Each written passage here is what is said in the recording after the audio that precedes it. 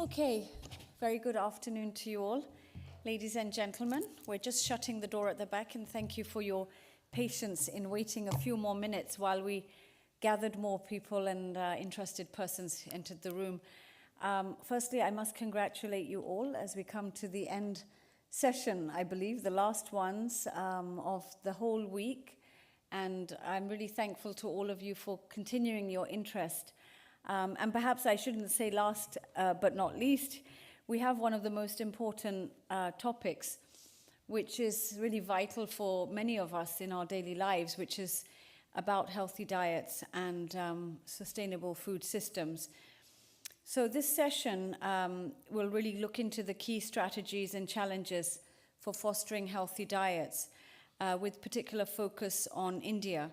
And the aim is to really convene a diverse range of panelists, and we're really pleased today to have a tremendous range of expertise in the room, all the way from academia to industry leaders, government officials, and importantly from UN agency as well. The aim is to really talk about various aspects of food security in the context of nutrition.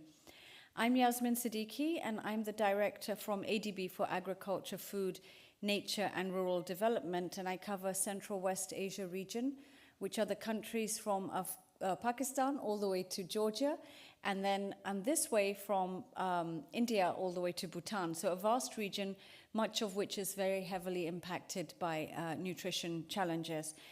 I'm pleased today to have, in terms of the session lineup, we're going to have two presentations. One by Mr.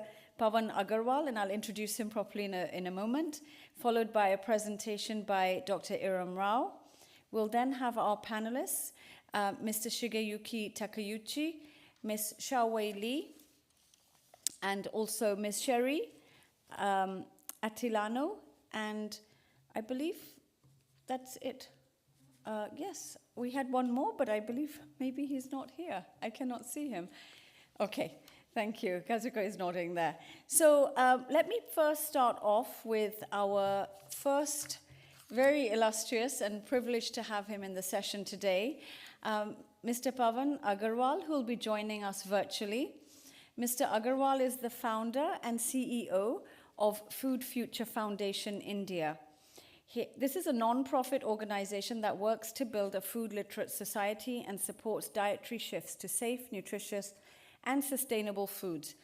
He has decades of experience as a senior administrator and from the Indian Administrative Services, where he retired as secretary to the Government of India.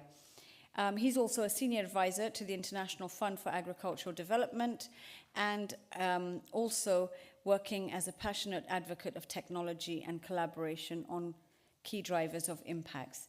So, Mr. Agarwal, are you online? Are you able to hear us?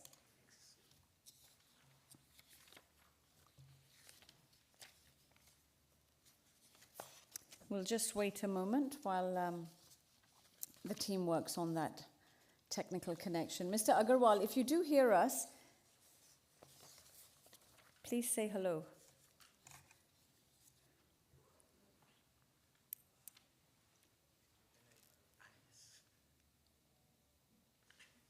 I think we can. Mr. Agarwal, I can see you. Can you hear us?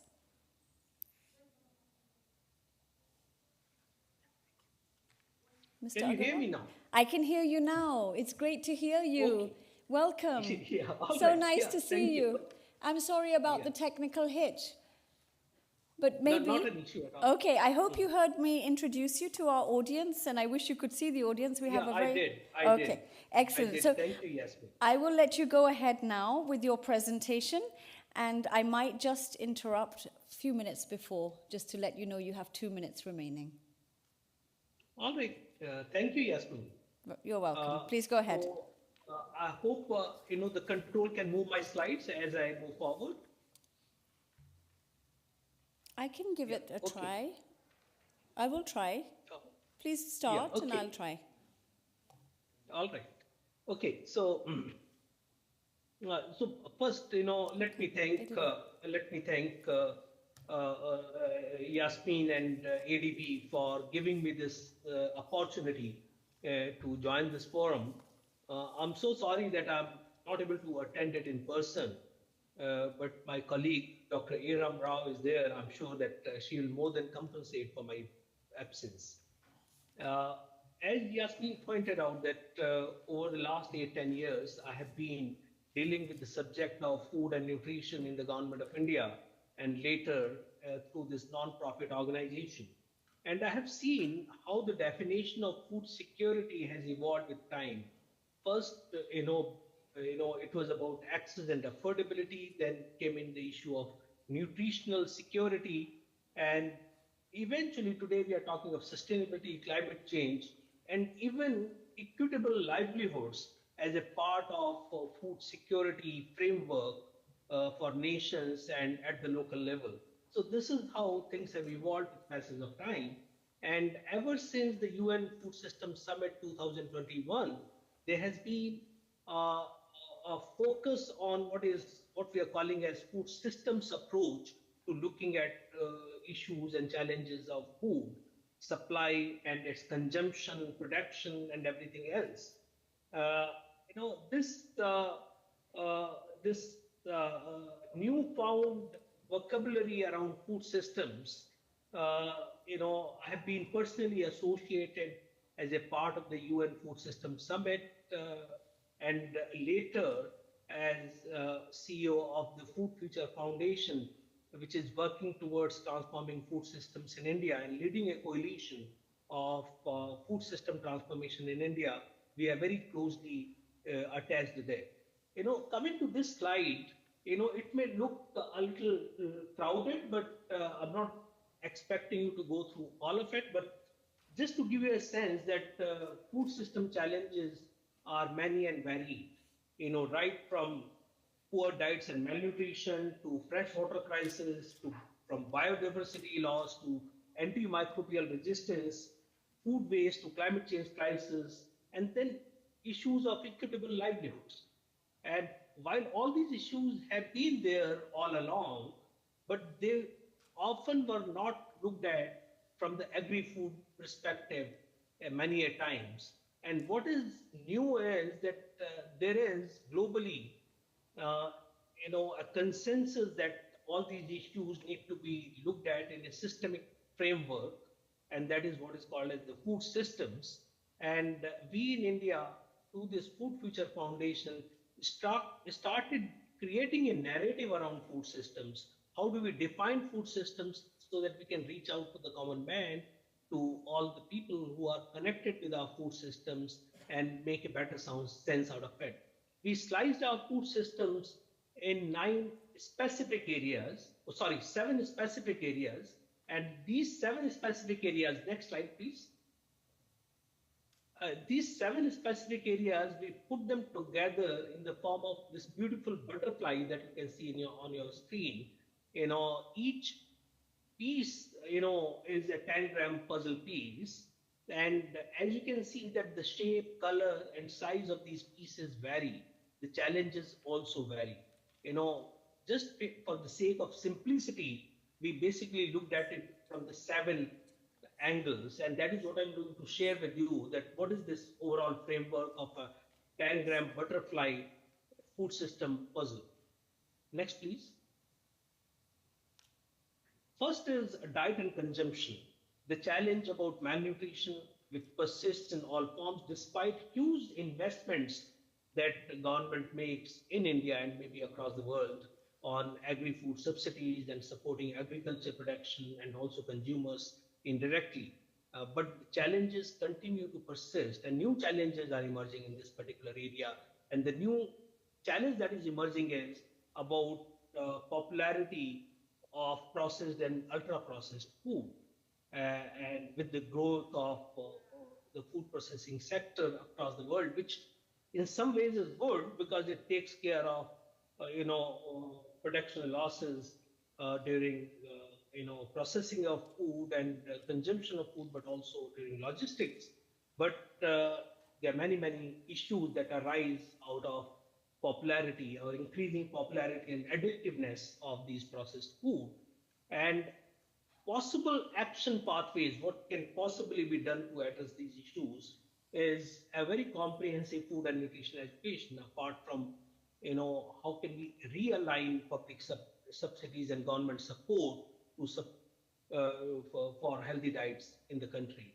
Next is, next please, agroecology and smallholder farmers, and here, the conventional farming systems that have given us sufficient food, India today, which suffered from food shortages in 60s and 70s, we have surpluses of food, and despite that, the new challenges are emerging, and new challenges, relate to, soil health, water crisis, overuse of pesticides, and crop protection uh, measures in conventional agriculture, and therefore there is now thinking about how can we shift to agroecology based farming systems, which also safeguards the livelihoods of small farmers. So this particular action lab is not only about nature but also about livelihoods of smallholder farmers, and the action pathways are quite clear but not so easy to implement because of other challenges that relate to popularization and universalization of agroecological practices which relate to production and productivity. Next slide, please. Food businesses. The food businesses, the key challenge here is that food businesses will obviously produce what consumers want, and consumers, give premium to taste and convenience rather than nutrition and sustainability, and that is where the key challenge lies. And how do we address this key challenge? I think businesses will have to start looking at new products that they can bring to the market that combine taste, convenience, and health together, and also perhaps look at the issues of sustainability. There could be trust based certifications and third party validations of their food products. There has to be more responsible marketing of unhealthy foods, and so on and so forth.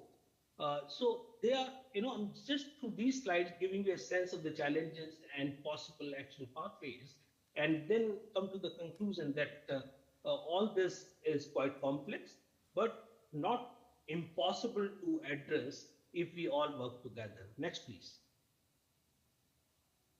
Food loss and food waste, which is a key concern, and everyone is aware that one third of our food is getting wasted, during production and transportation, but also at the consumer end. And here are the three issues of food losses, food waste that happens at the consumer end, and also upscaling of food, or what is referred to as food valorization, are three specific areas of action where a lot of possibilities and opportunities are there to address the issue of food loss and food waste, and making it, reducing it to half as the SDG 12.3 goal suggests. Next, please. Food environments. I think this is something that is not really very well understood, perhaps across the world, but also in India, that the food environments where, the producers, the retailers bring food to the consumers are very, very important. And unless in the retail environment, in public places, the options for healthier options for food are available, consumers are very unlikely to choose healthy food. Of course, the technology platforms, the e-commerce platforms that have become quite popular in India, particularly in urban areas, are changing the whole thinking around food environments. But obviously, there are actions that can be taken by the city administration, by the local micro food environments to ensure that public places have, healthier options available for citizens, for consumers. But this we thought is an important area of activity and action. Next, please. The sixth area is the policy and institutions. The institutions that have been designed so far, they have taken a siloed approach to addressing the issues of food, nutrition, and agriculture. Now, how do we create new institutions, new thinking around, uh, so that these issues are addressed in a more holistic manner through a joint thinking around addressing these issues? Of course, there are also challenges that the research and data that is available, maybe a lot of good data is available at aggregate level, but unless that data is available at disaggregated level, and that data can suggest specific actions emerging out of it, those are not very useful. Therefore, policy and institutions remains a very key area of focus to drive public policy, but also public action and private sector action in this particular area of food system change. The seventh, next please. The seventh area is food system leadership. This perhaps is most important because as new professionals are being developed by our academic systems, they continue to look at food and nutrition, agriculture in silos. The academic programs are organized according to that. So are the professionals who are working in these areas, and the senior leadership that is working there. So unless we bring about a large scale leadership change, leadership rethinking around food systems, the action is very unlikely to happen. And therefore, these are the seven areas that the coalition of food system transformation is currently focused on. Next, please. In addition to that, we have identified three cross-cutting areas. The gender issues, how do we take care of the issues relating to women, which play a very important role in food systems, empowerment of indigenous and marginalized groups. As these groups, which have sustainable food systems by themselves, get integrated into mainstream, how do we ensure that those practices which are sustainable, continue to be practiced by them? And finally, innovation and digital transformation, which offers new opportunities for action across the food systems. Next, please. Overall, the key message is that food system change requires lots of stakeholders coming together and working together. Consumers, a behavioral shift towards healthy and sustainable diets, who are perhaps starting young and starting with a comprehensive food and nutrition education in schools. Farmers and producers incentivized and supported to produce healthy and sustainable diets. Private sector, give them market incentives to demand for healthy and sustainable foods. Regulatory and market competition, and maybe investors, can put pressure on the private sector and businesses so that they bring healthy and sustainable food to the market. Governments, they need to look at the public subsidies, look at policies that joint up policies. They do not look at only issues of agriculture or nutrition in silos, but look at the whole thing in together. And finally, the academic research institutions, civil society organizations that play an important role. And coalitions like the Food Future Foundation is currently leading are very important for alignment and coordination across multiple stakeholders. Next, please. These are some of the photographs of the work that we have done in the recent past to bring together, stakeholders and partners across the board to think about food system change and design and take action around them. Next, please. So these are some additional photographs of the activities that we have done. But what I want to sum up is that these food system challenges appear to be complex, but unless we develop a simple narrative around it, and through this coalition, we have tried to create a simple and powerful narrative for change, the change is unlikely to happen. Action is required across multiple stakeholders. And as you can see, that many of those action labs or many of the action labs work across stakeholders. Similarly, stakeholders work across different stakeholders. So how do we bring about joint thinking and joint action is the key to change food systems in India and globally. Thank you very much. Thank you so much, Mr. Agarwal. You really comprehensively presented with some great slides, which have really laid out some of those key points. And I think your last message about joining hands for thinking and actions is extremely important. I'm most impressed that you were so spot on with your time. So thank you for that too. Next, I'd like to take the opportunity. Sorry, just before I go there, Mr. Agarwal, please do stay on the line because I'm sure there may be questions from our audience for you. So we don't want to lose you just now.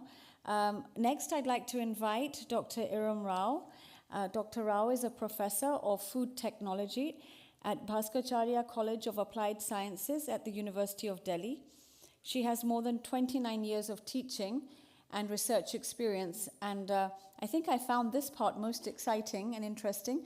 You're a member of the scientific panel on sweets and confectionery, impaneled expert at Food Safety and Standards Authority of India for content development, training and capacity building initiative, and you've been the advisor and technical expert with the World Bank on their reduction of trans fat and sodium in foods in India. This is really interesting.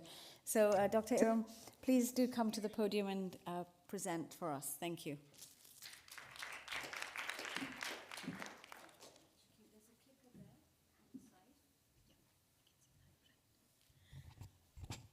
So good afternoon, and thank you so much, Ms. Yasmin, ADB, for having me over here. And now I would take this forward on, I think Mr. Agarwal have set the stage for all of us, and we know the importance of healthy diets, which are also sustainable, and the importance of food environment.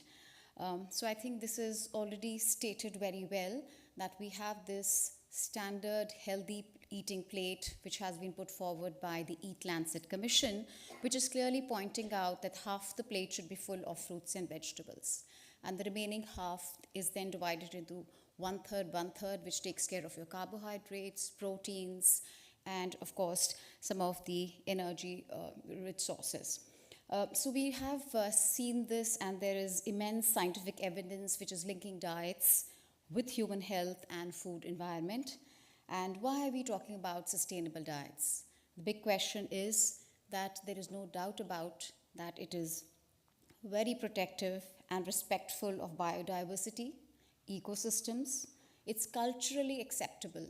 It is accessible, economically fair, also affordable, and it is nutritionally adequate, safe, healthy, and it doesn't compromise on the ecosystem in a certain way.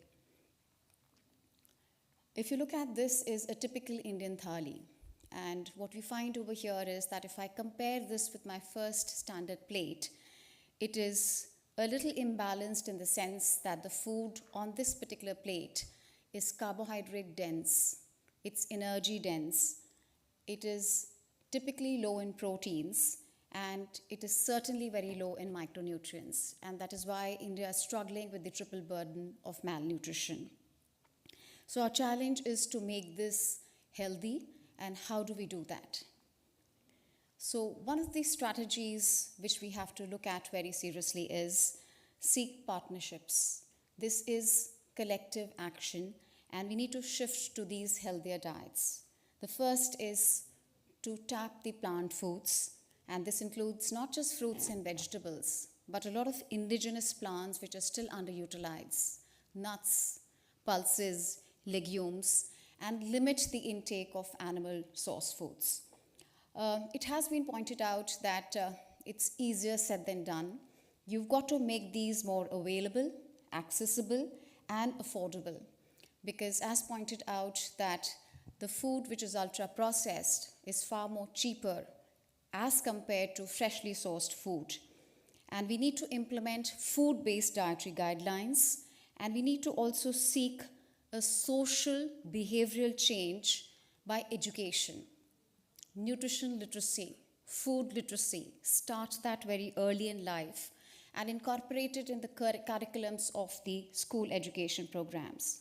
information which is validated, invest in public health information, improve food production practices, as well as reduction of food loss and waste both. We need to cut it by half, then only the systems approach is going to be working.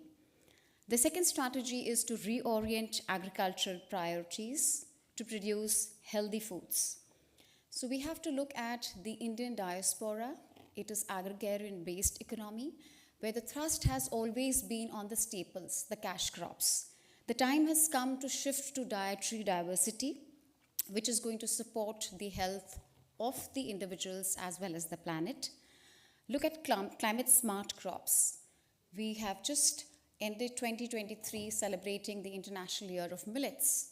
So nutri-cereals, millets, pulses and legumes, oilseeds, underutilized indigenous crops, which we are gradually losing out on. So the indigenous knowledge systems have to come back to the center stage. And the age-old traditional Indian agricultural practices which we have kind of left behind, such as crop rotation, which fixes the nutrients, intercropping, which helps in soil nourishment, controlled lifestyle grazing, zero tilling, mulching, composting, biofertilizers. All of this has to come back. And we have to promote local, seasonally grown, regionally available foods, because they are good not only for the economy, but we are also concerned towards the carbon credits, the SDG goals, and this is going to promote and nurture the sustainable ecosystems. There is a need, a dire need for collaboration across the supply chain, capacity building, training of all the stakeholders across the value chain. This is one such example of how can we accomplish sustainable utilization of wild and neglected crops for food and nutritional security. It begins with exploration. I just learned very recently that we used to have 1 lakh variety of indigenously grown just rice. Out of that, 95% has perished, and now the exact number is only 5,600 rice varieties. So just not 1 or 2 here and there, we have to really go back, connect to the roots, start improvising, improving, cultivating, and see that what is commercially viable and start popularizing that. So one such thing would help you to not only make your soil more healthy, replenish the lost nutrients, but also help in pollination. So an example of the mustard, which is very popular in India, when it is rotated with wild rocket, we find that it is taken care of Fusarium oxyporum. So much such examples are there, which will help us not only to bring back those underutilized, nutrient-dense foods back to our plate, but also bring in what is called as the micronutrient sufficiency on our plates. A sustainable food systems approach, we have all learnt about today the One Health approach. And we also know that, the farm size of the Indian agricultural farmer is not more than 1.2 hectares. So how do we integrate all of that, So if you have, let's say, irrigation facility, you're harvesting water, or there's a pond which is used for irrigation, the same is going to serve us to kind of, for the livestock, as well as it is going to help us to recycle and have a circular economy. The waste of one is used to, let's say, feed. So the stubble which is left behind today, and is a huge cause of concern of farmers in Punjab and Haryana, the northern India, that can be used to graze the crops. Biocomposting can be done. The fuel which is generated can be used for cooking purposes, and that's how we would be able to have water conservation. We will have better utilization of time and also improve the post-harvest management practices. Last but not the least, it is the food environment. Strong scientific evidence is pointing out that this particular food environment, which is towards the ultra-processed foods or obesogenic diets, is actually promoting consumption of foods which are not really nourishing. So what do you do about it? We need to have a multi-stake engagement, beginning from the consumer, educating the children in school, having these food literacy, nutrition literacy programs where the curriculum comes to the center stage. So yes, learning science and maths and biology is very important, but investing in your health, how many of us know what is the correct food to eat? What is the regional diversity? Which are the foods which are going to do you good during a particular phase of life? Bring that on board. Environmental sciences is already compulsory in India, that we understand that how environment is so important to this. What is also important over here to engage with the community. Each individual has an important role to play, and the micro environments in which we are coexisting, schools, colleges, workplaces, hospitals, railway stations, workshops, etc., have a positive food environment where the healthy food options are readily accessible. So nudging them, asking for a social behavioral change, the regulator is looking into the regulation bit of it. Nutrition literacy also means reading labels carefully before you are consuming a particular food. I think all of this will go a very long way in bringing about what we are looking at, healthy, sustainable diets for all. Thank you so much.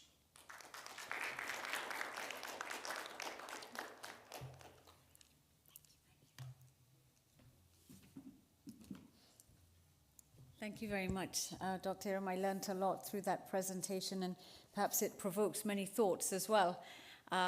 Your plate diagrams are so powerful that I think a couple of us were going, wow, this is really important. Simple images, but quite thought-provoking. So now to our audience, we have time for perhaps one or two questions, if there are any from the audience. I'm not sure if we have people online, but okay, I see a hand at the back there. Please do come to the microphone. Please introduce yourself and the organization you represent. And please may I request questions? Yes, thank you. Thank you. Thank you very much for the very good presentation, Dr. Rao.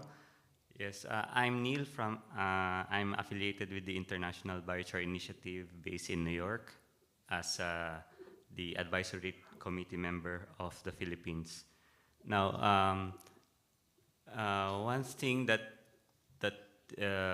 I would love to hear from you would be the connection between land and dietary diversity and the connection of the microorganisms, which of course has been a very big topic, especially in the EU right now, is the loss of microbial biodiversity because of the loss of soil biodiversity. And so if we look now, before I left academia, I proposed the study of gut microbiome of indigenous people and comparing it with the gut microbiome of city people. And now we know the difference. So the question is, what are your thoughts on the impact of farming practices and the microbiome of healthy food and overall impact on the population? Thank you very much.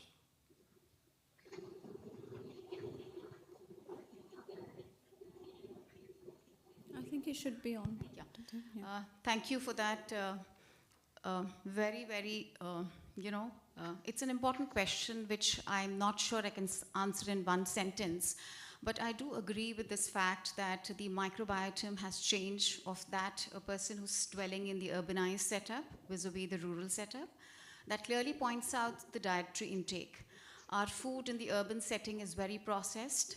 It is devoid of fiber, micronutrients, and that is why when you talk about the gut microbiota, what does it need?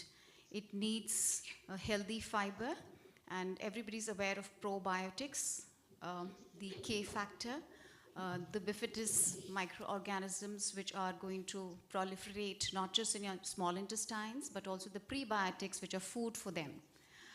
So I think it's clear, and in India per se, when we have moved from we're trying to move, let's say, from the whole cereals to the nutri-cereals.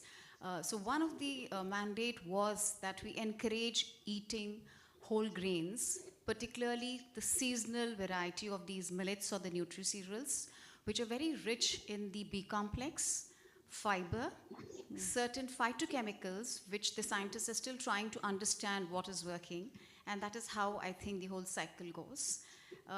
Nutrition replenishment of the soil, as you said. Once upon a time when biofertilizers were used, but today we are talking about integrated agricultural practices where intercropping, crop rotation, non-tilling, the foliage, all of that leaves its footprints, which will be then taken up. So let's say when you do crop rotation, one crop fixes the nitrogen, the other one fixes the carbon. The millets are supposed to be C4, so they are climate resilient, so all of that. So I think it's the whole systems approach. It's demand driven. I would come to the last part of it. The consumers have to ask for it. That is how the producer will give it. And it has to be commercially viable for the farmer. I think all of us agree with that. Thank you. Thank you. Thank you, Dr. Iram. May I now take the opportunity to invite our panelists to the stage? Perhaps I'll start with Mr. Shigeyuki Takeuchi, who is the Associate General Manager, Global Communications Department, Science Group of Ajinomoto. He joined Ajinomoto in 1991. Please, as I'm introducing you, you may come up and take a seat. He has experience in the food ingredients and animal nutrition business and was stationed in Kuala Lumpur, Malaysia, and Sao Paulo, Brazil. He now belongs to the Global Communications Department and supports Sustainability Development Department. He was involved in the UN Food System Summit consultations and also took part in the UN FSS +2 in Rome last year. Mr. Takeuchi is a graduate with the Bachelor of Economics degree from, I'll try to pronounce this correctly, Oyama Gakuen University in Tokyo. Thank you. Next, I'd like to invite Ms. Xiaowei Li. Very pleased to have her, country head from Afghanistan, who's traveled here especially for this food forum from the World Food Programme Kabul office. I'm reading here, Xiaowei, that you assumed your responsibilities as WFP rep and country director in January 2023. And prior to that, you were also deputy country director for Afghanistan office and also worked as South Sudan's head of programs for a period of deputy country director for operations. I found this part quite interesting, that your background is in law. So we'll look forward to hearing from your perspectives as well. So from private sector, from World Food Programme. I'd also next like to invite Ms. Sherry Attilano. She is the CEO of Agria and Global Alliance for Improved Nutrition trustee. I'm just trying to flip the page here. And thank you, Ms. Sherry, as well, for joining us. You're the founder and CEO of Agria, Agricultural Systems International, which is an agro-social enterprise that aims to help eradicate poverty for farming and fishing families in order to alleviate the effects of climate change and to establish food security in the Philippines. You previously worked as a consultant with the Department of Agrarian Reform in the Philippines and working with farmer cooperatives. This is really quite interesting to also know of your interest with smallholder farmers and the transfer of technologies and inclusive agribusiness. Thank you very much for joining us.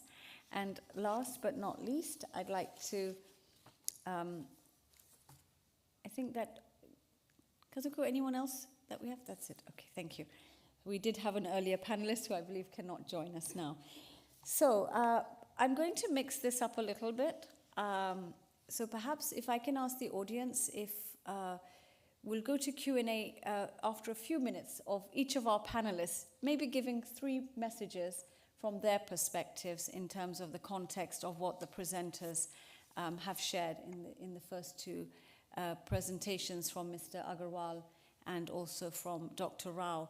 I think if you have 2 or 3 reflection points just to set the scene from the perspectives you're bringing to this event, that would be very helpful, and then we can go to a Q&A. Maybe I'll start with Sherry and work this way. Yes? If that's okay?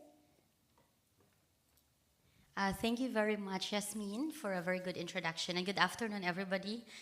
Thank you, ADB organizer, for inviting us. This is my second panel today. So it's so nice to actually hear from Parwan because we sit on healthy diet during the food systems, first champion group. So my takeaway on that is it's so complicated and complex, but coming from the point in the Philippines, I shared this morning, right, on a company private sector level, we work with the largest catering in the Philippines. We produce 8.5 million meals a year, feeding, the BPO industries, the digital and global giants and multinational companies. However, the inspiration of doing that is actually going back to the farmers, which actually, the question of one of the members of the audience a while ago, Sir Neil, about how is it connected to the soil. My background, I'm an agriculturist and also economist, so I always like thinking of if we tweak how the farmers think without really affecting much the economics, their income, what should that be? So that's the inspiration we started the business, going to healthy diet, changing the plate on how we feed the consumer is also making sure that the farmers are also eating well, making sure that the farmers are the first consideration, that they're also eating their produce. Because most of the time in smallholding farming communities, they earn income. Once they earn income, they go to a small convenience store and buy extremely processed food, highly sugary and extremely processed food, instead of eating their own produce, right?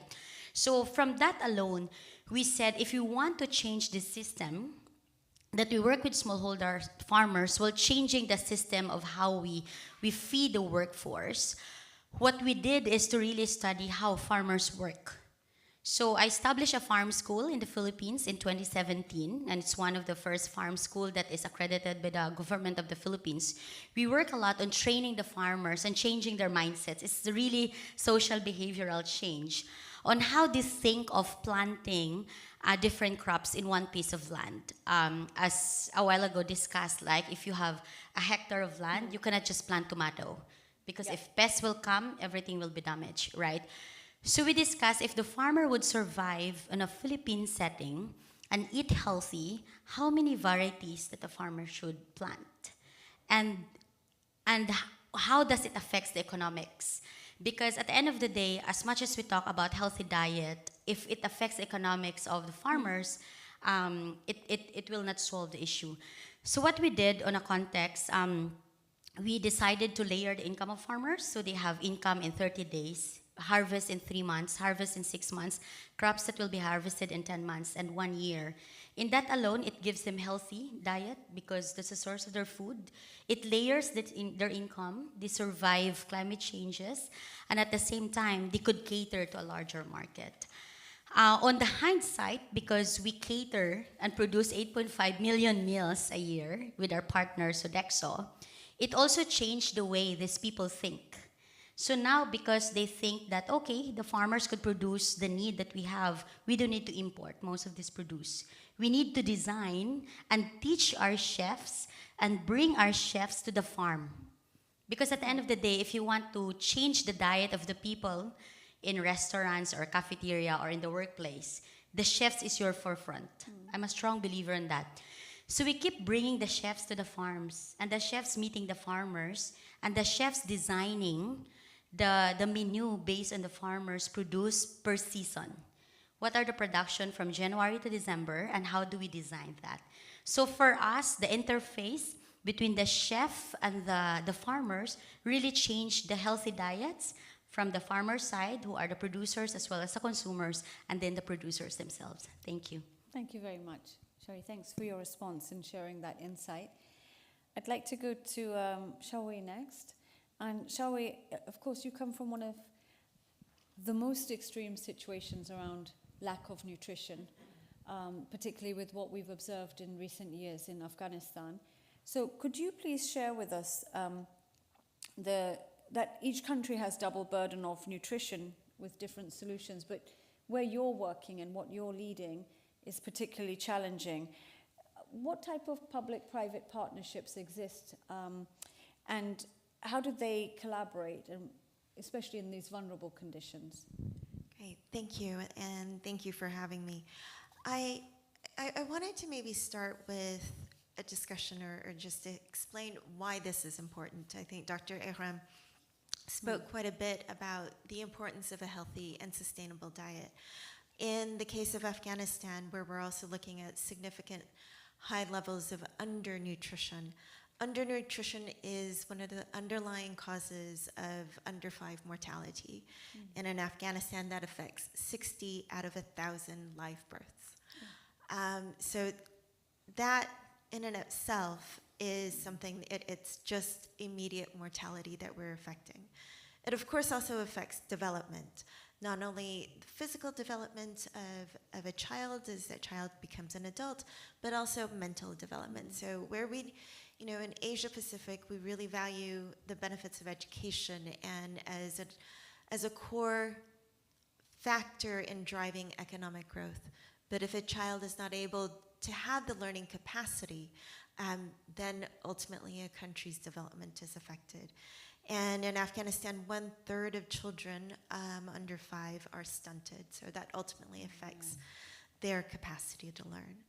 It also affects the overall health and creates a burden on the health system. And this, of course, corresponds to stunting that can lead to diabetes, micronutrient deficiencies. And in a country in Afghanistan where there's a very, very nascent, non-existent medical system in many cases. And so that's also particularly important that people are healthy. Unfortunately, over the last few years, we've seen a significant rise in acute malnutrition in Afghanistan with a combination of factors, drought that's been prolonged and consecutive, the economic fallout, and of course, what that ultimately means is this year, nearly 3 million children under 5 and 1 million pregnant and breastfeeding women are estimated to suffer from acute malnutrition. And it's a generational issue. We all know that the health of a mother affects the health of a child. And so I think then coming back also to private-public partnerships, but very much along the lines of what Dr. Agarwal mentioned in terms of his framework. As he was presenting, I was thinking those are all really, the same things that I would be talking about. And despite as challenging, as underdeveloped as a system as Afghanistan, so if I also put it back into that framework, it still very much applies. One, we need the very basics. So in many cases, families just can't afford at the moment, they don't have access to a healthy diet. And where there is insufficient food or water and sanitation facilities, children might seek acute malnutrition treatment. And here, WFP provides a ready-to-use kind of specialized food that's dense in nutrients. That is ultimately produced by the commercial sector, and we work with them to produce that. So WFP has done that across the world, ranging from Pakistan to Rwanda, and now we're also working with a producer that will hopefully produce in Afghanistan next year. Of course, that is when a child is already malnourished. What we ultimately want is to prevent malnutrition. And that, of course, requires an entire food systems approach. And that looks at tackling poor diets, both from a supply and a demand side. And from the supply side, of course, a food system that produces, processes, and supplies healthy food at an affordable price point is required. So, and this is where, in particular, the private sector plays an important part. I think there's already been quite a lot of talk about the role that the agricultural production plays in all this. And I think that looks a lot more at the systems, but both Dr. Agarwal and Sherry mentioned smallholder farmers. And it can start from at the family level as well. We work with families, and especially women, who are able to develop a backyard garden, for example, that's able to then feed their families, but they're also able to sell, and the surplus that they they're able to then buy healthier foods. There are parts of Afghanistan that I've been to where it may be more a nomadic lifestyle, so they have livestock. I've had communities tell me that until we introduced fruit trees and vegetables, they thought the green things growing out of the ground was only for cows and sheep. And so it's really changing an entire mindset, but helping them to change that mindset.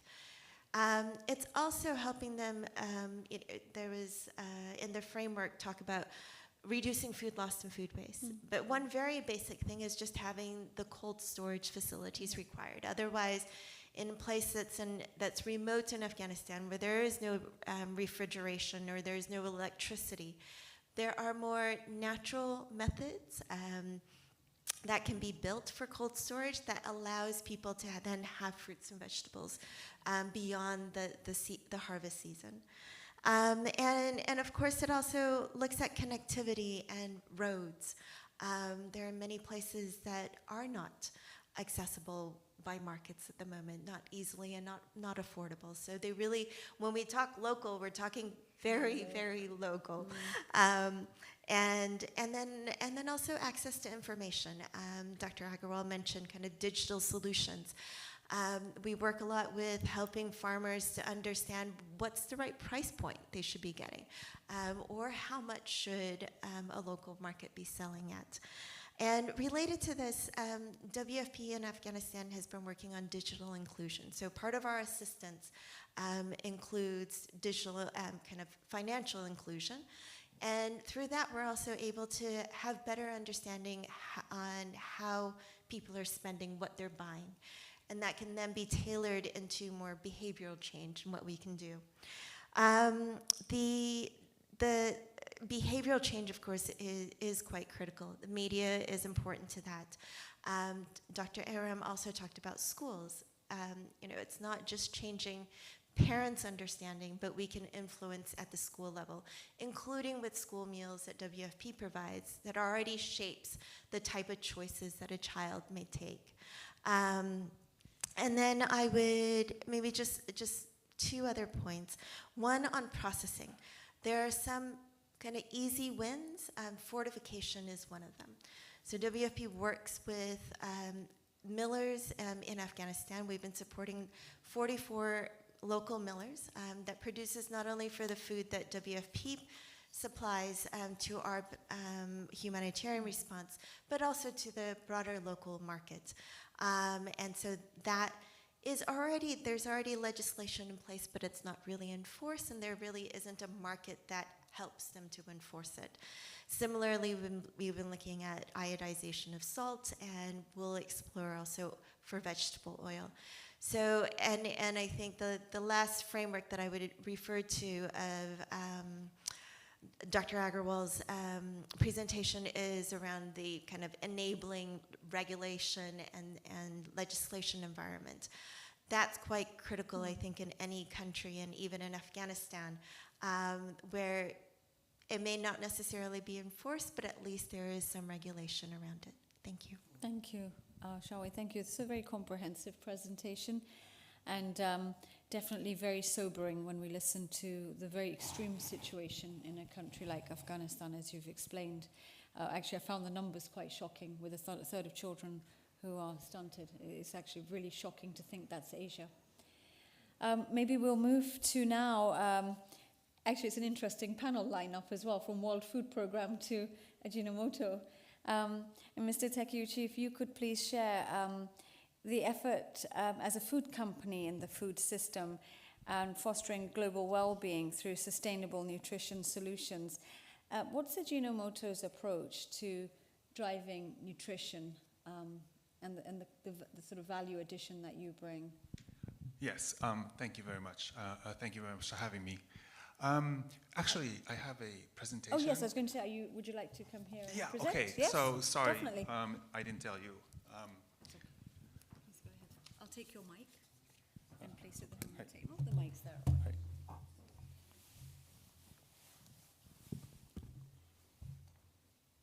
Okay, thank you once again. Yes, my name is Takeuchi of Ajinomoto Group from the Global Communications Department. I also support our work on sustainability. And yes, I'd like to talk about how the private sector can contribute to nutrition improvement and sustainability food systems by explaining some of the work that we do. Next, please. I would like to also touch on some of the key things that everyone has mentioned, Agarwal-san and Rao-san. Yeah, as mentioned, I've been part of our projects on the UN food systems. Through my participation, I felt, unfortunately, a lot of negativity and distrust against the private sector. Some corporations perhaps deserve the criticism for prioritizing profits and maybe not having enough respect towards sustainability. However, I think there needs to be more understanding that there are many companies out there and businesses out there making strong commitments on sustainabilities and entities wanting to have partnerships to achieve SDGs. We, as the Ajinomoto Group, promote better, healthy lives and reduce impacts on environment. Next, please. Yes, and we commit to achieving eat well, live well, and we pledge contribution to the well-being of human beings, the community, and our planet with AminoScience.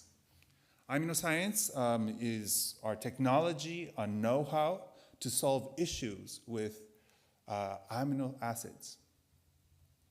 Some people say that the 18th century was the century of the antibiotics, 19th the vitamins, and some people say that 20th century is the century of amino acids, and we think that's how important they are. Yes, and here I'd like to talk about nutrition improvement and touch upon the importance of food education from a younger age.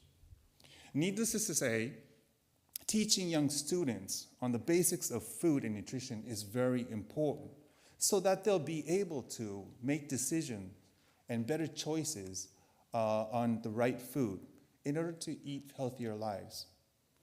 Based on this thought, the Japanese government implements systems to educate students on the basics of food and food production, nutrition, and the importance of exercise. It is called shoku-iku, or food education. I felt the strong impact of shoku-iku on my son when he was in elementary school. I said to him, let's go out for burgers and fries. And to my surprise, he said no. He's a university student right now and occasionally enjoys such foods. But I really think that he really has been very conscious of eating healthier foods. Next, please. By using very assets gained in Japan, the Ajinomoto Group has supported Indonesia and Vietnam to improve nutritional intake. And they, as was mentioned during all sorts of presentations this week, they mentioned there's all sorts of issues, such as the double burden and the lack of know-how to prepare healthy school meals. So what we do is we support, we have partnerships with various stakeholders, and we support registered dietitians, provide free software for menu development, which is very helpful for the people who prepare the meals. And needless to say, amino acids play a very important role in realizing this. Next, please. Next, I'd like to talk about supporting sustainable food systems. This is the Ajinomoto Group's biocycle. We procure about 800 million tons of sugar per year to produce our seasonings produced through fermentation method.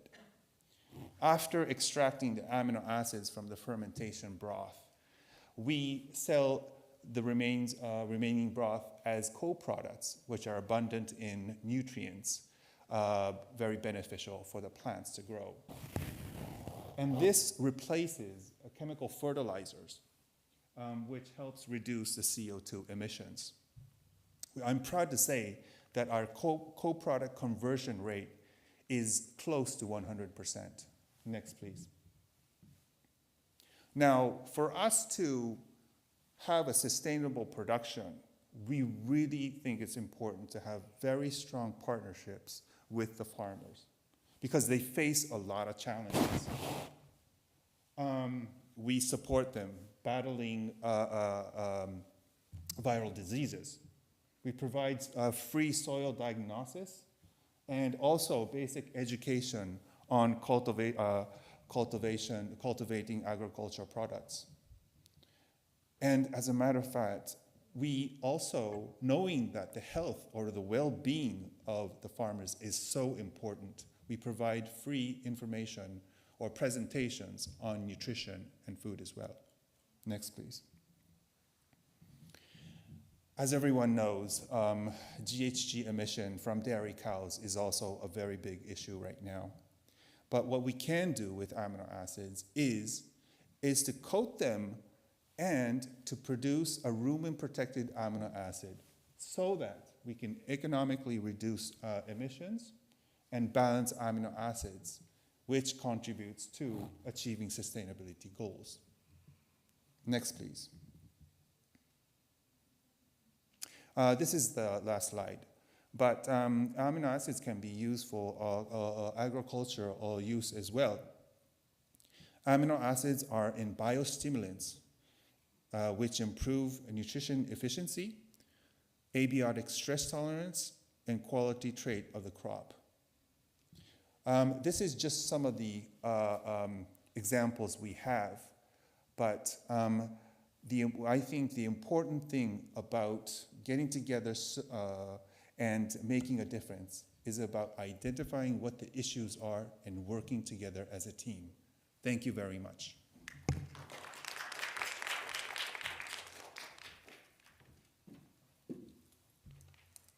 Thank you very much, Mr. Takeuchi. I learned a lot just now. I had no idea on the uses of amino acids. Fascinating, especially with the livestock, because I do believe that that's one of the big, very important issues at the moment as well within ADB on how do we manage the GHG emissions from livestock. So we'll now move on to a Q&A session, and if there are any questions from our audience to any of our panelists, and of course Dr. Rao is here as well. Dr. Rao, I wonder if you would like to come to the podium with the microphone, and if there are any questions. And Mr. Agarwal, are you online?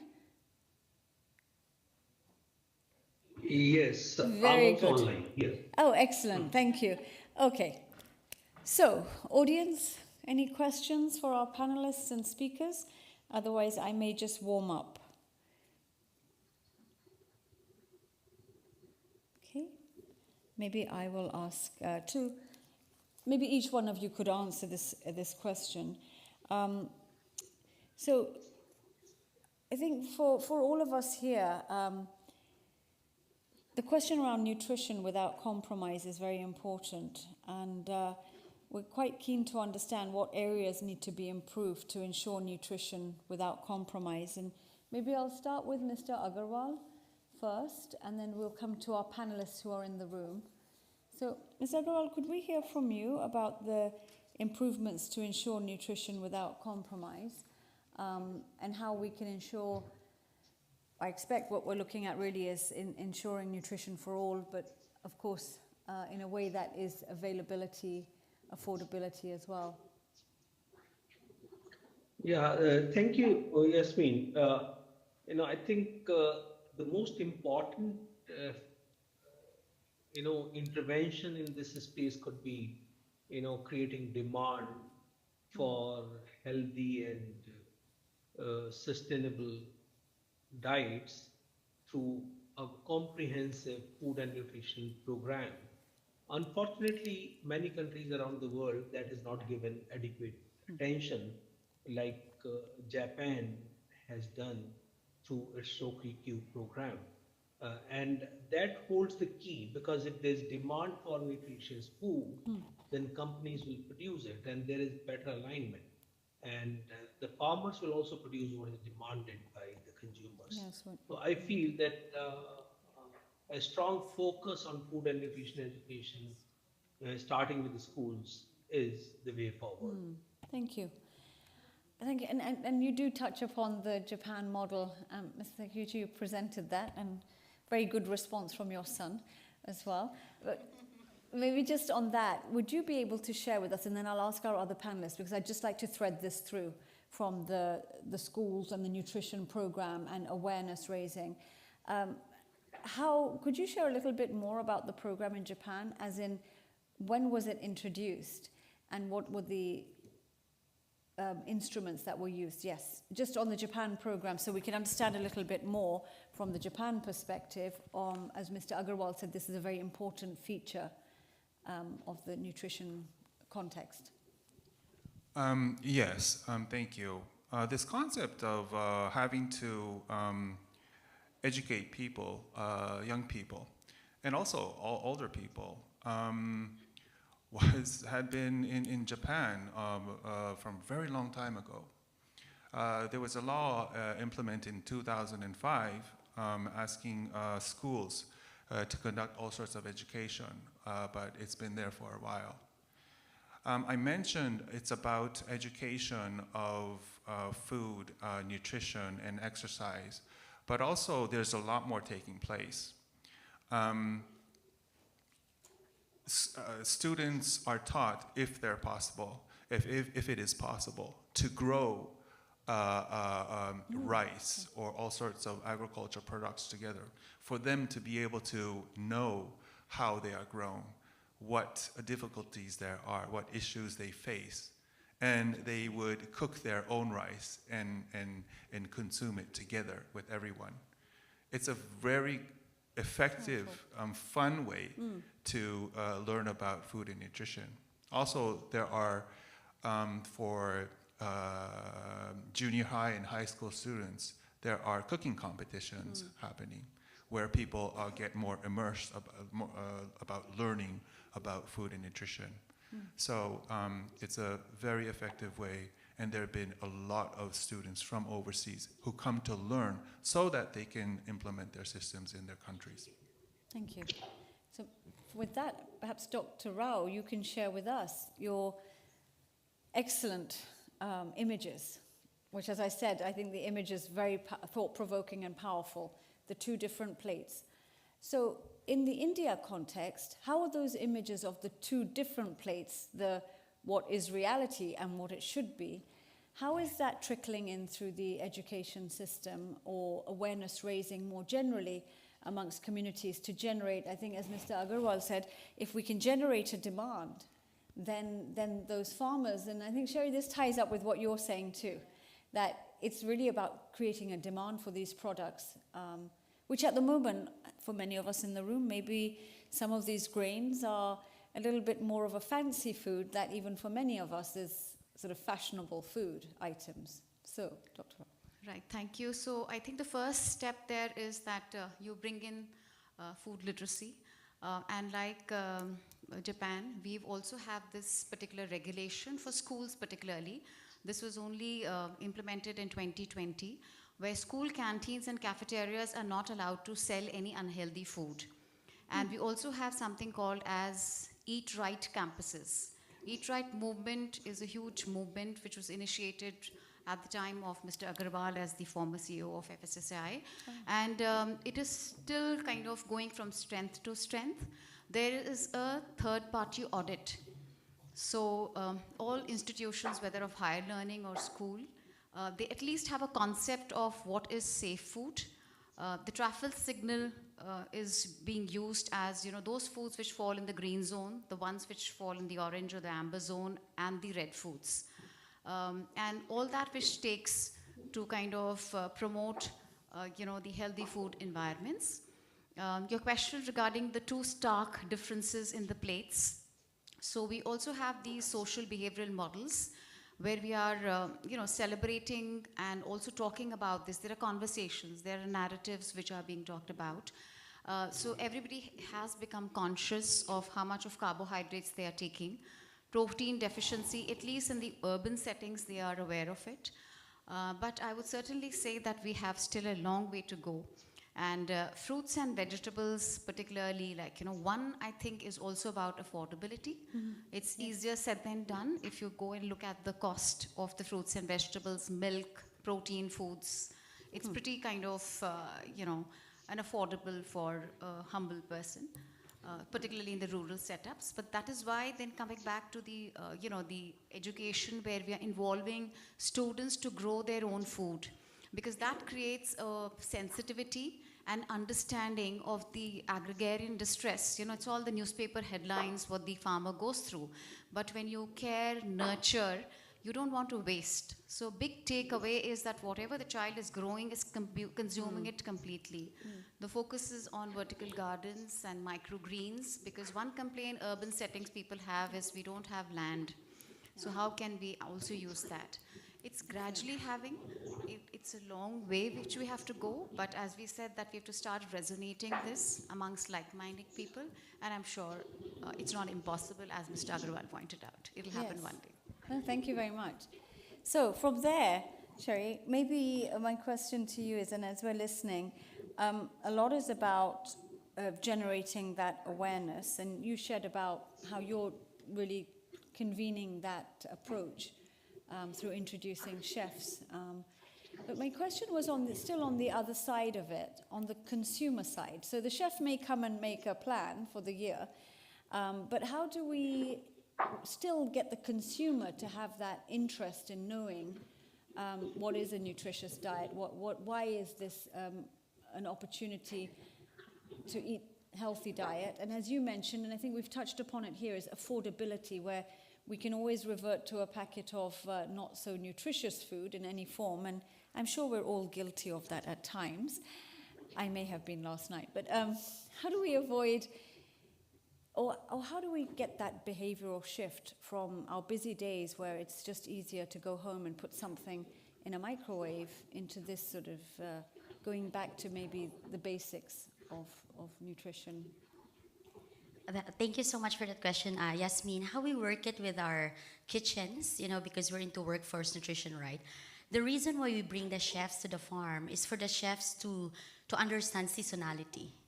Because when the food is cooked and designed per season, it definitely tastes good. You don't need so much seasoning because, if the mango is harvested now because it's a season of mango, it is the sweetest mango. If you serve it in November, it's not the sweetest mango anymore, right? So that's how we work it. So the chefs are educated because at the end of the day, there's a notion and a stigma. If it's healthy, it doesn't taste good. Yeah. Right? All this, some of this veggie meat, a lot of people are like having a stigma. Oh, I'm not going to buy it because it tastes like cardboard. The texture doesn't like a meat, right? So there's always this stigma. And we said like, if we put this on a plate and we are feeding 60,000 people daily, it's a loss in our business and we lost clients, right? So we said the only solution to do this is to educate our chefs, because at the end of the day, the chefs are the ones cooking in the kitchen and designing the taste of food. So what we did is we designed the food per quarter. So because every cropping season, that's a quarter in season in the Philippines. And then to educate that, I personally train the chef on seasonality of the crops. And then we bring the chefs to the farms to have an interface with our farmers for two reasons. One, for the chefs to be educated by the farmers on how they plant, how they harvest, and what are their season of harvest. And second one, for the chefs to study food loss and food waste.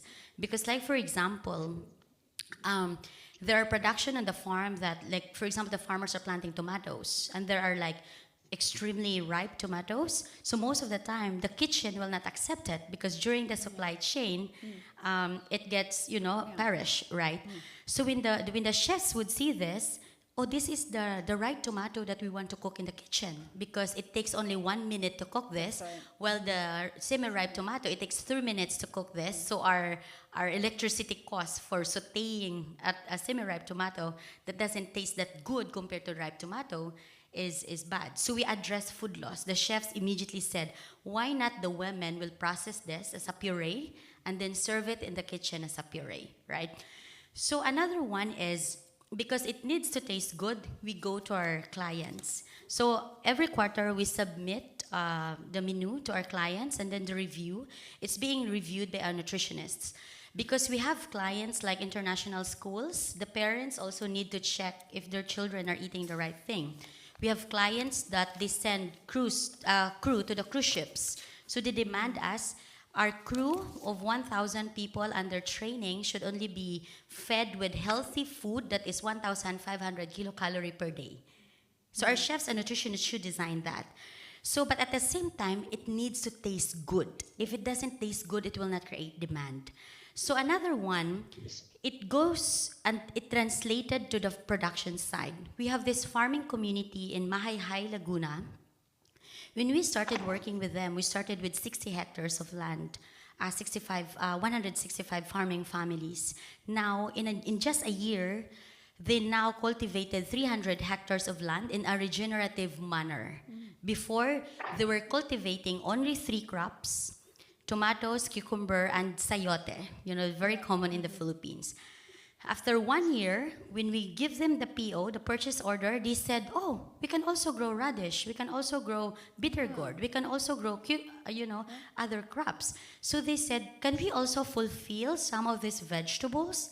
So it increases the number of the vegetables they plant on their land. From monocropping, a lot of them are planting minimum 3. We call it, the American Indian model, the 3 sisters, right? That in 1 hectare, you need to have 3 different crops that could survive. So it translated, it's because the kitchen created this demand because the chefs designed the menu very, very good, very, very well. And then when the farmers would see the purchase orders, they want to plant more in variety and in biodiversity. So like, for example, in Mahayhay, Laguna, now they have 300 hectares of land. From 3 crops, they are now planting 16 different crops in just 1 year. And the increase of their income was around 120%, monthly. So this is a very, very good model because you have a model of tasting good by using your chefs and farmers interface. So the farmers plant also what the chef would release, because we know when we feed 60,000 people 8.5 million meals a year, we know how many tonnage of eggplant we need, how many tonnage of tomatoes we need. And we plow it back to the farmers. And this gives farmers information that Pawan was sharing a while ago, and also our friend from Afghanistan. If the farmers have information, it gives them the right insight that, okay, if I borrow, and it also gives them financial access. Because the bank now will say, I can fund you because you have a sure market. And at the same time, the farmers are not afraid anymore because it's not a gamble for them. Thank you so much, Sherry. Okay, I'm wondering if the audience has any questions. Yes, please. And then we'll go to Xiaowei after the question. Good afternoon. I'm George Buid from Fashion Revolution Philippines. So I have a question. I like the presentation of Professor Roa about the ideal food and the reality. So my question is, do you think the order of food, the way we eat our food, is more there's a healthier effect than just eat them all at the same time? Like if you eat vegetables first, then need next proteins, then the rice and the other sweet stuff are the last one. So it's not, you don't mix them up, but you eat them in order. Is there like a healthier effect to a person? No such national guidelines, but a little bit of research is there where it says that if you begin eating raw fruits and vegetables, meaning particularly salad and just sauteed vegetables, then your gut has got more amount of enzymes, which helps you to digest the food better. Even sipping warm water helps, and not eat, so maybe carbohydrates can be eaten whichever order you want, but if you go by that order, it works, but there are no standard guidelines that you have to follow that, conventionally speaking. Thank you. Yeah, may I? Yes, please. Please just state your name and the organization. Again, I'm Neil Ian from the IBI, based in New York. Our home office is in New York, but I'm representing the Philippines for the advisory committee. Now, what I was driving with my first question earlier was that the relationship of the gut microbiome with the brain axis and how it translates to student performance, and on the development agenda where we are trying to transition nations into better economies. So with all the women in the room and in the panel, so you would agree that you had good nutrition because of your parents. Our parents were more educated than their parents. So my question now is,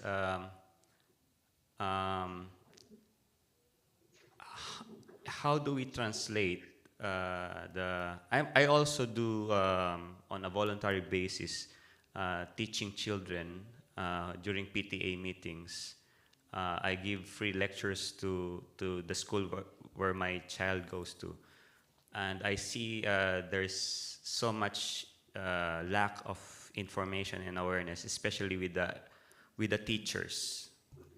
Sorry, excuse me, Oh, sir. so sorry. If you could just please place the question, given that we have some time constraints as well. How would we make the program better and more targeted to make it effective?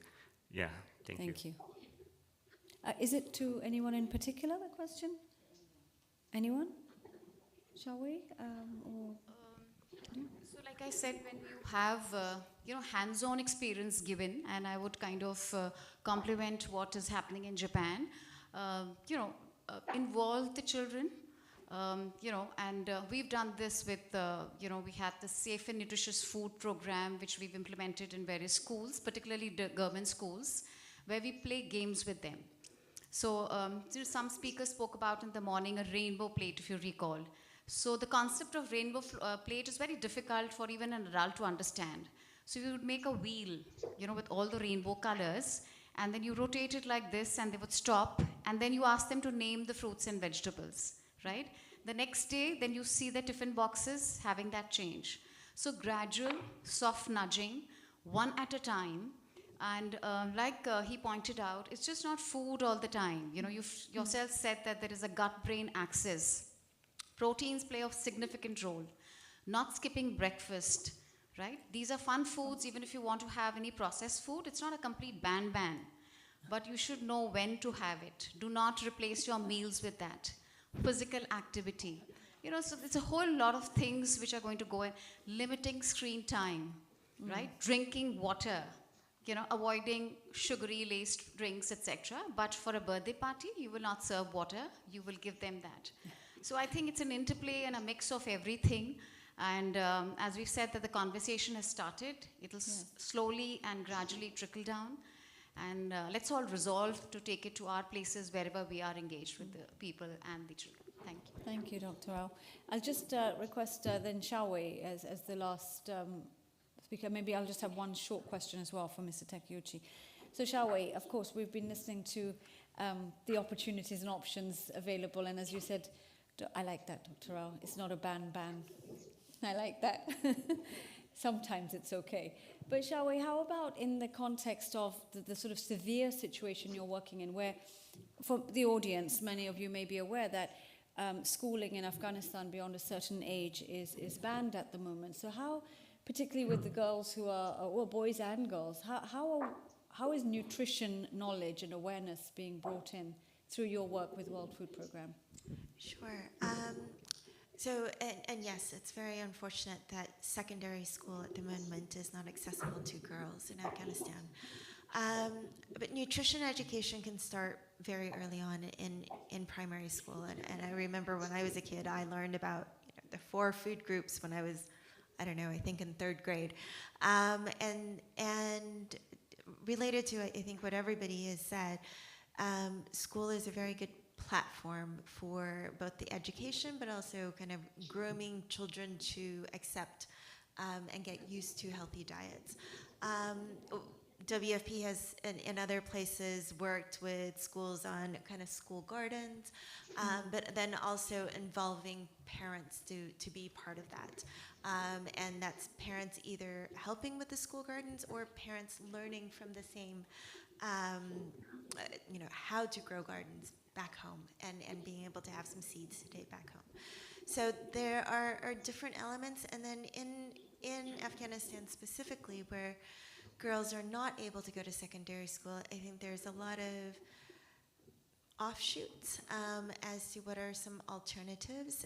It's not across the board prevalent and available to every girl, but there are some vocational skills trainings that are accepted. It depends very much by location.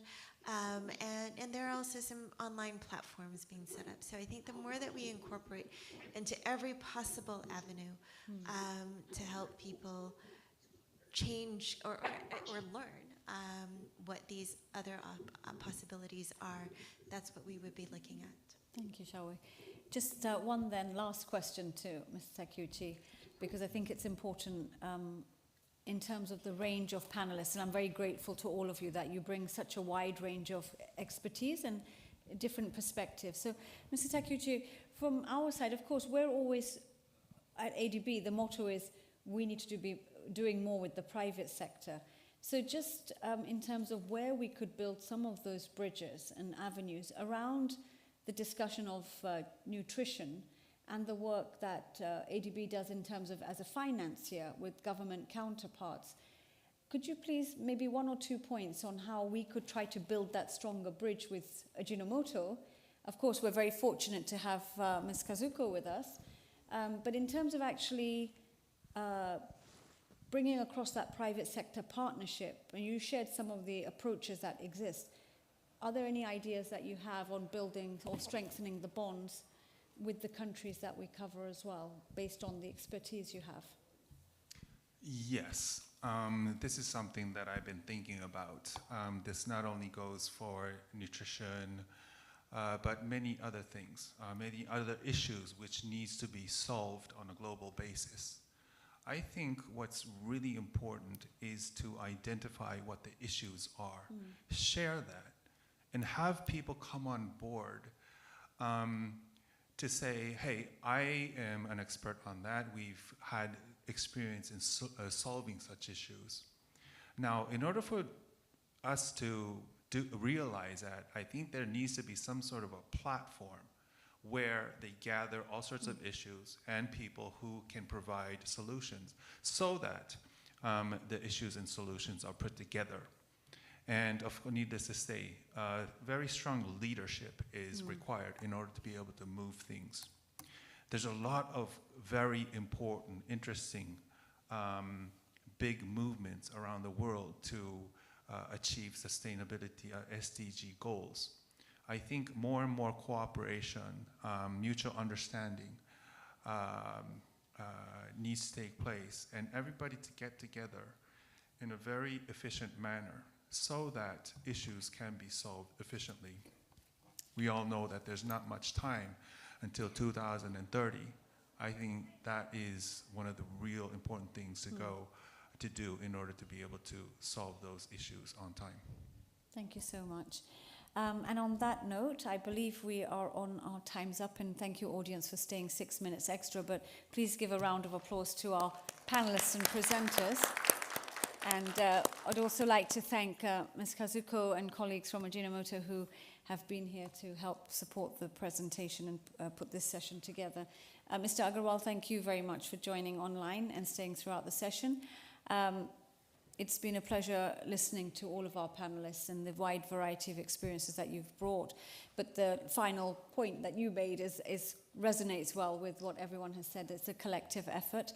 And I congratulate all of you on this Food Security Forum, because by being here today, each one of you has demonstrated that there's enough critical mass here, even within the walls of this organization, and where we've hosted you, to try to bring about that change through each of the efforts that you make. So I'm very grateful to all of you, and thank you all for the learning today as well.